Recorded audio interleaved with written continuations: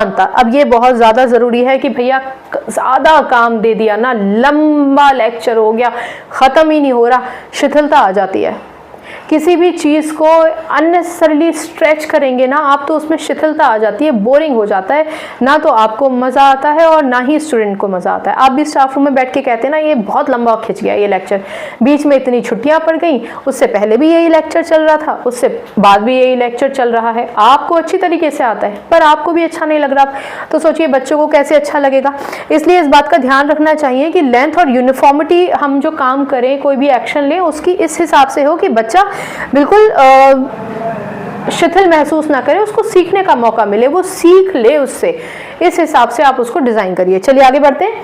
इसके बाद है इच्छा शक्ति, विल पावर। ये तो बहुत बढ़िया है, टीचर्स के विल पावर हो तो किस बच्चे को वो आसमान की बुलंदियां नहीं दे सकती, और बच्चे में विल पावर डेवलप करना टीचर का काम है, टीचर का ही काम है। हम सब कर सकते हैं, हम बहुत कुछ कर सकते हैं। मैं तो समझती हूँ कि टीचिंग को ग्लोरीफाई करना चाहिए, जैसे बाकी के डिपार्टमेंट्स को ग्लोरीफाई करते हैं हमारे देश में, क्योंकि हम नेशन बनाते हैं।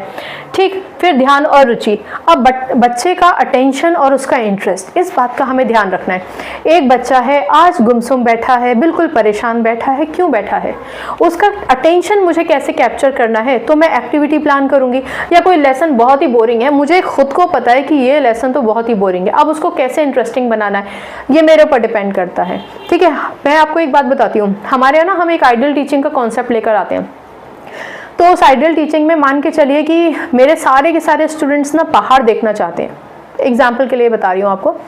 तो मैं इंश्योर करती हूँ कि मैं किसी ऐसे व्यक्ति से बात करूँ, किसी ऐसी डिग्निटरी से बात करूँ जो मुझे उन पहाड़ों के दर्शन वर्चुअल मोड पे करा दे मेरे स्टूडेंट्स को, स्मार्ट बोर्ड के माध्यम से, और उनके बारे में बताए भी। तो इससे क्या होता है, अब जब उनको ज्योग्राफी में वो पहाड़ों के बारे में पढ़ेंगे, प्लेट्यूज के बारे में पढ़ेंगे, लैटिट्यूड, लॉन्गिट्यूड, बहुत सारी चीज़ें बहुत सारे हद तक कनेक्ट कर सकते हैं, डिपेंडिंग ऑन कि हम उनको किस लेवल की एजुकेशन देते हैं। तो मैं सारे टीचर से रिक्वेस्ट करूंगी कि इस मेथड को अपनाइए, और अगर इसमें क्लैरिटी चाहिए तो आप मुझसे पूछ सकते हैं।